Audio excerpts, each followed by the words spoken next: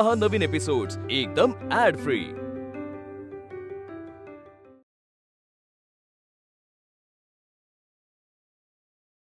कुचे पैसे भरायला श्रेयसकडे पैसे नाही म्हणून मी देतोय।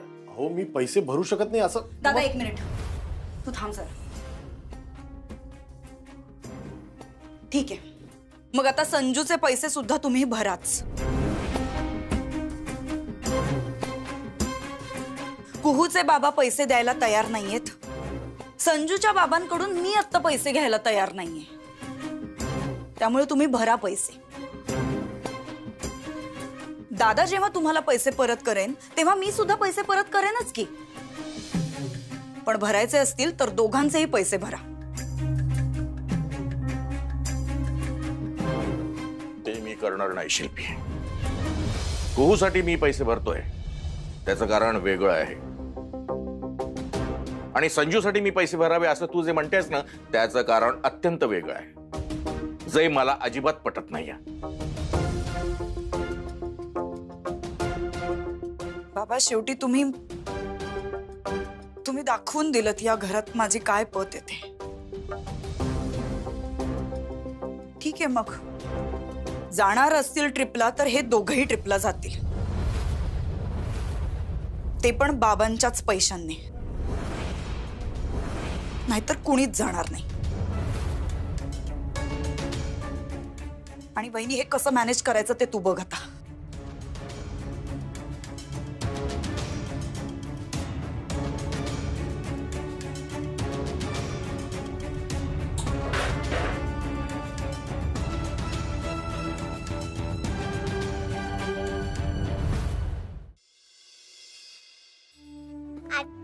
हा बघ ना, बिस्किट तसंच ठेवतोय आणि क्रीम खातोय। संजू असं नाही करायचं, अख्खं बिस्किट खा बघू। पिकनिकला जाताना मी हेच बिस्किट घेऊन जाणार। तू पिकनिकला जाशील तर ना? मी जाणार आहे पिकनिकला। ते अजून फिक्स नाहीये। हा बनसल सर। हाँ हाँ ठीक है सर। नहीं नहीं सर, कोई टेंशन नहीं, मैं मैनेज कर लूंगा सर। जी सर, करता हूँ sir. Sir thank you sir, thank you. सगळं प्लॅनिंग चेंज होणार आता। काय हो, काय झालं? ते बन्सल साहेब ग म्हणाले होते उद्या भेटायचंय, पण आता म्हणतायत आज संध्याकाळीच भेटायचंय। मला लगेच जावं लागेल। तुम्ही आत्ता जाताय? हो, मला ऑफिसला जावं लागेल ना, त्यांचे पेपर्स तिकडे आहेत। ऑफिसला जावं लागेल, पेपर्स घ्यावे लागतील, मग त्यांना भेटायला जावं लागेल। काय आता काय करू काय कळत नाहीये। पण हा, या सगळ्यात एक गोष्ट चांगली, त्यांनी जर पेपर्स आज सही केले तर आपल्याकडे दोन मोठे कॉन्ट्रॅक्ट असतील, बन्सल आणि सपकाळ। होईल होईल, सगळं उत्तम होईल, काळजी नको करूस। आलोच। वहिनी माझी पाण्याची बाटली दे जरा। हो।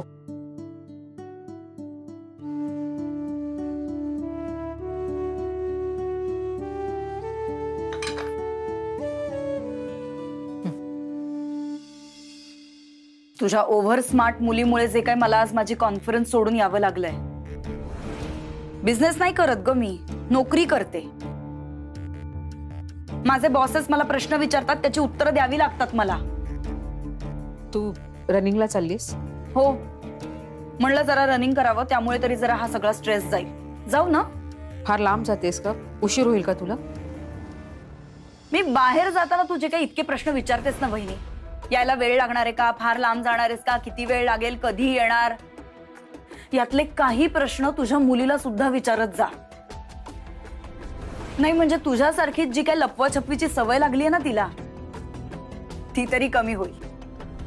तू आल्यापासून काही खाल्लं नाहीस ना, म्हणून मी विचार। नाही, काही नकोय मला, त्यापेक्षा मी जे तुला सांगितलंय ते जमल्यास कर।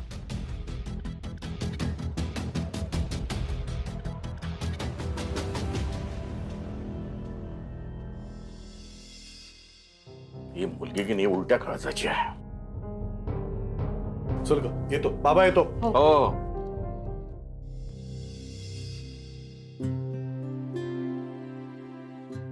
नाही नको, संजू नुसती क्रीम चीज बिस्किट खात बसतो, जेवायलाच बघत नाही। इथे ठेवते।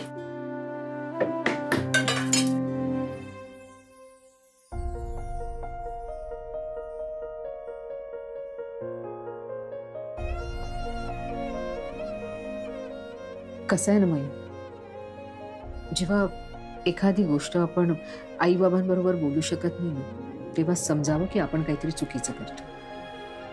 मला मान्य आहे की तुझं तुझ्या बहिणीवर प्रेम आहे, तिच्यासाठी तुला काहीतरी करावंसं वाटलं, त्याचा आनंदच आहे मला. पण आपण कुठे जातो हे आई बाबांना माहीत असायला हवं ना. सॉरी आई, मी फक्त कुहूसाठी गेले होते ग. अगं तुझा हेतू चुकीचा नव्हता आणि म्हणूनच तुला बाबा रागवले नाहीत ना. बाबांचं मला आश्चर्यच वाटतंय आणि त्यांचं कधी कधी काही समजतच नाही. ऐक ना, तू बाबांशी बोललीस का जॉब बद्दल?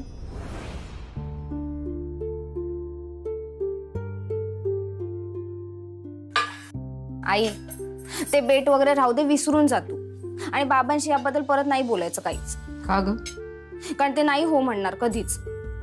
आणि त्यांनी तुझा इन्सल्ट केला तरी तो तुला कळलाच नाही असं तू आम्हाला दाखवशील.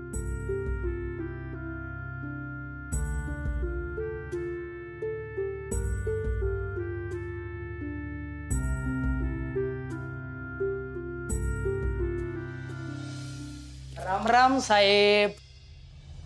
वा, रामदास तू इथेही आलास? श्रेयस साहेबांच्या ब्रँड न्यू ऑफिसात. वा, काही चहा वगैरे मागवा साहेब. ए बाबा, मी आता खूप कामात आहे, तू जा यार. काय साहेब तुम्ही, मी दिलेल्या टिपवर मोठमोठे कॉन्ट्रॅक्ट मिळवतात आणि काय ते म्हणतात, हा इन्सेंटिव्ह. मला इन्सेंटिव्ह पण देत नाही तुम्ही. इन्सेंटिव्ह? तो तर मिळालाच पाहिजे ना साहेब, नाहीतर टिप कशी देणार मी. ए बाबा, तुझा इन्सेंटिव्ह नंतर दे, तू जा आता. बर साहेब, येतो. टिप पण पुढच्या वेळेला देतो. ए बस.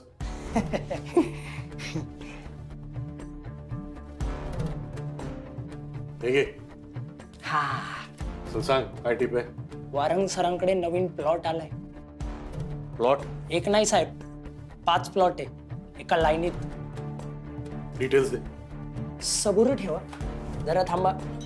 डिटेल्स माहिती नाही पण मस्त प्लॉट आहे. कोणाला पिच करतोय?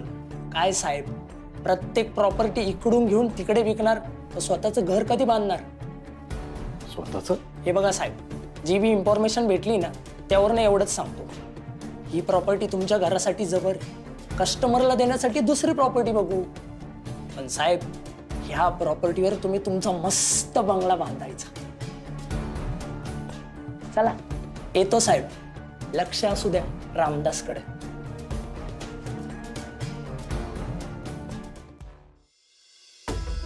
माझा बंगला तो तर मी नक्की बांधणार. बाबा, ह्यांचं ना मोठा बंगला बांधायचं स्वप्न आहे, नाहीतर त्यांनी नक्कीच पैसे दिले असते. अश्विनी, मला त्याच्याबद्दल काहीही बोलायचं नाही. पण शिल्पीचं बोलणं मनावर घेऊन हा चेक मला परत का देतेस तू?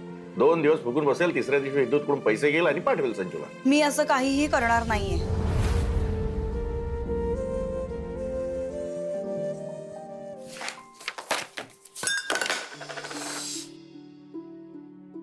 चला, पेपर्स तर सगळे रेडी आहेत, आता फक्त सह्या घ्यायच्या. कामाचा स्पीड वाढवायला हवा श्रेयस वाघमारे, तरच एक बंगला बने न्यारा. अरे चल साहेब. हेलो, हाँ जी सर. सर नमस्ते सर. जी सर. हाँ सर, सारे पेपर रेडी है, बस साइन करना है सर. हाँ जी. डिनर पे सर? आप कहते हैं तो चलते हैं सर, नो प्रॉब्लम. कहाँ जाना है? हाँ जी सर. क्या सर, मेरे घर पे आप? नहीं सर, मतलब मेरा घर थोड़ा छोटा है सर, और आप इतने बड़े लोग. अच्छा ठीक है सर, आइए. अब नहीं, समय मैं आपको थोड़ी देर में बताता हूँ, चलेगा ना सर? जी सर, जी सर, थैंक यू सर. अरे यार, एक खरीयत है.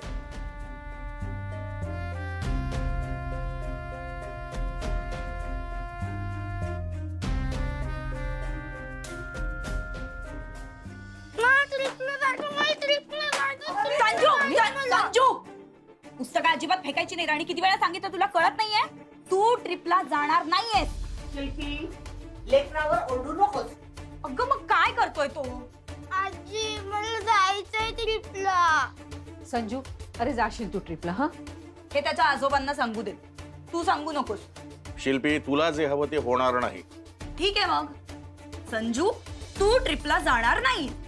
मामी मला ट्रिपला जायचंय. जाशील बाळा तू. शिल्पी असं नको करू ना, अगं लहान आहे तो, मनावर घेईल उगाच. त्याने मनावर घ्यावं म्हणूनच बोलतीये. उगाच नाही ती स्वप्न बघायचीच नाही. संजू, तू ट्रिपला जाणार नाहीयेस. मला जायचंय ट्रिपला. मला जायचंय ट्रिपला जायचं. ए बहिणी, तू मध्ये पडू नकोस हा. संजू, तू ट्रिपला जाणार नाहीयेस.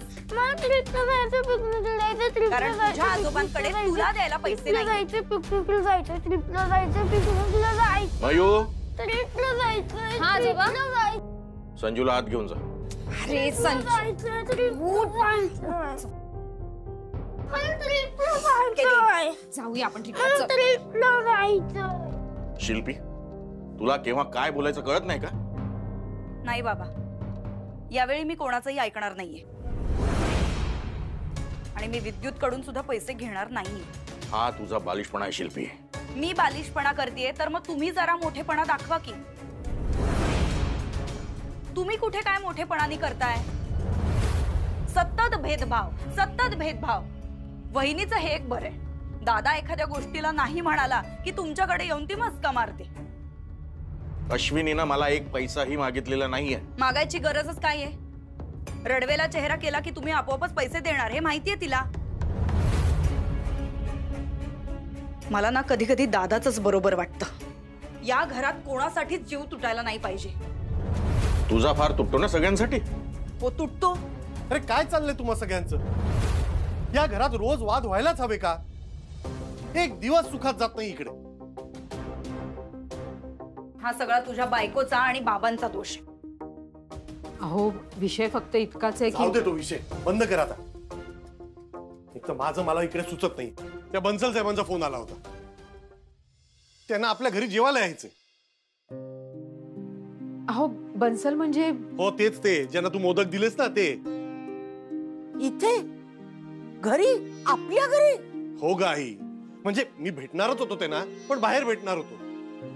तेवढ्यात त्यांचा फोन आला, डिनर पे मिलते हैं. म्हटलं ठीक है मिलते हैं. पण तेवढ्यात ते म्हणाले आपके घर पे आता हूं डिनर पे, भाभी जी के हाथ का खाना खाना है. असं म्हणाले ते? म्हणजे ते खरंच घरी जेवायला येत आहेत? हो आई, द्या ना अजून डब्यात भरून मोदक. हे समजतच नाही काय करू आता. तुम्ही काही करू नका, ते जेवायला येत आहेत ना, येऊ देत त्यांना, मी करेन सगळं. प्रश्न जेवण्याचा नाहीये ग आई. त्यांना इकडे कसं बोलवायचं? म्हणजे एवढं छोटं घर आहे आपलं, इतका मोठा माणूस येतो, त्यांना इकडे कसं बोलवायचं या घरात? अरे काय वाईट आहे? छान आहे की आपलं घर. हे बघ, नवीन चादरी घालू आणि उषानं नवीन कवरं घालू, छान चकचकीत दिसेल आपलं घर. अगं आई, तुला माहित नाहीये, तो खूप मोठा माणूस आहे. असू दे, पण तो स्वतःहून बोलला ना की मी येतो म्हणून. आणि श्रेयस, घर लहान असलं ना तरी माणसंच राहतात. आता काय सुचतच नाहीये. किती वाजता यायचे ते? नाही, ती वेळ आपल्याला कळवायची आहे त्यांना. तुम्ही काही टेन्शन घेऊ नका, 1-1.5 तासात ना माझा स्वयंपाक आटपेल, येऊ देत त्यांना. आणि हो, तुम्ही सगळे जरा चांगले कपडे घाला. आणि बाबा प्लीज हे कुर्ता पैजामा काढा, शर्ट पॅन्ट घाला जरा व्यवस्थित. हो घालतो ना. मामा मला पिकनिकला जायचंय, मला ट्रिपला जायचं. अरे पिकनिकच्या नंतर बघू, तू जा आधी हे कपडे बदल आणि नवीन कपडे घाल. चल शिल्पी. सॉरी, मला या सगळ्यात गृहीत धरू नका. तुमचं जे काही चालू आहे ते चालू द्या. अरे पण मी आतमध्ये, मला कोणी डिस्टर्ब करू नका. ते हिचं काय नवीन? जाऊ दे हो, तुम्ही आता काही बोलू नका, मी तुम्हाला गरम चहा देते म्हणजे बरं वाटेल. आलेच. हे आवर सगळं.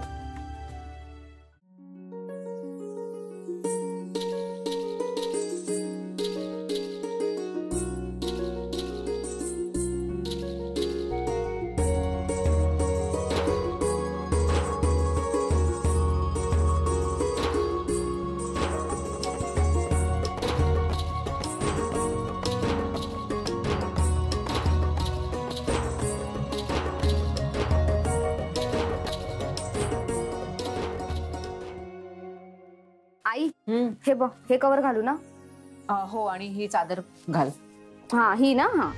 अगं जा लवकर, मी आलेच तोवर. वरनं भांडी पण काढायची. जा जा जा. अगं अश्विनी, हॉल अजून तसाच आहे. एकच तास उरलाय. काय करताय तुम्ही लोक? हे काय कवरच घालायचे बाकी आहेत बाबा. अहो काय एवढं टेन्शन घेताय तुम्ही? स्वयंपाकाचं सगळं झालंय माझं. आता हे बन्सल सर आले ना की गरम गरम भजी काढते. अहो जा तुम्ही, शांतपणे बसा जाऊन. मला ना सगळं टेन्शनच आलंय. छे.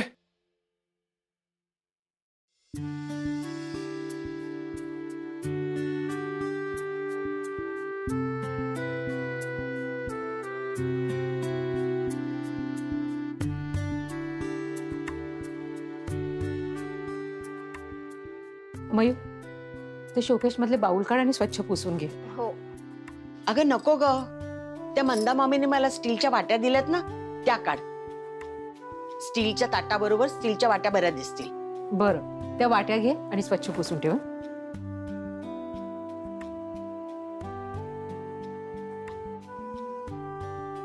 काढ काढ काढ, तू काढ. झालं का? हे झालं सगळं रेडी. अरे तू शिल्पी, तू रेडी नाही झालीस अजून. जा ना बाबा, नवीन कपडे घाल. नाही दादा, मी आधीच सांगितलं या सगळ्यात मला गृहीत धरू नका. ते आल्यावर मी बाहेर येणार नाहीये. अगं शिल्पी, असं काय करतेस तू? बन्सल खूप मोठा माणूस आहे. He is a very important client for me. आणि त्यांच्याशी बोलायला एखादी सेन्सिबल व्यक्ती हवी ना घरात. आणि या पूर्ण घरात तूच एक सेन्सिबल व्यक्ती आहेस. तुलाच येतं मोठ्या लोकांशी कसं वागावं, कसं बोलावं. माझ्या बरोबर त्यांच्याशी गप्पा मारायला कोणतरी हवं ना. प्लीज उठ ना, तयार हो ना.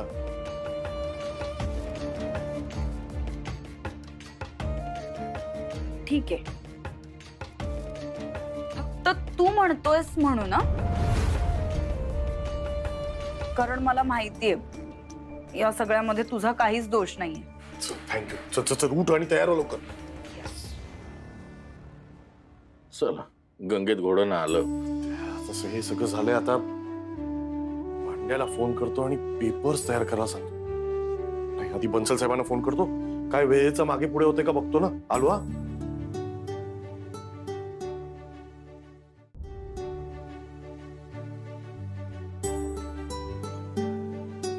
हा काय तुझं काय? मला ना तुमच्याशी जरा बोलायचंय. बोल पटकन. तुम्ही बबन भाऊजींना जे काही बोललात ना, त्याचं त्यांना खूप वाईट वाटलंय. मग काय करू? तो जे सुचवेल त्याला हो म्हणत जाऊ. आणि तुला कोणी सांगितलं का? नाही म्हणजे पांड्यानी तुला फोन करून सांगितलं की मी असं बोललो त्याला? नाही. अच्छा, त्याने जाऊन प्राजक्ताला सांगितलं असेल आणि तिने येऊन तुला? नाही, मी माझ्या स्वतःच्या कानांनी ऐकले. म्हणजे तू ऑफिसला आली होतीस का? तिकडे का आली होतीस?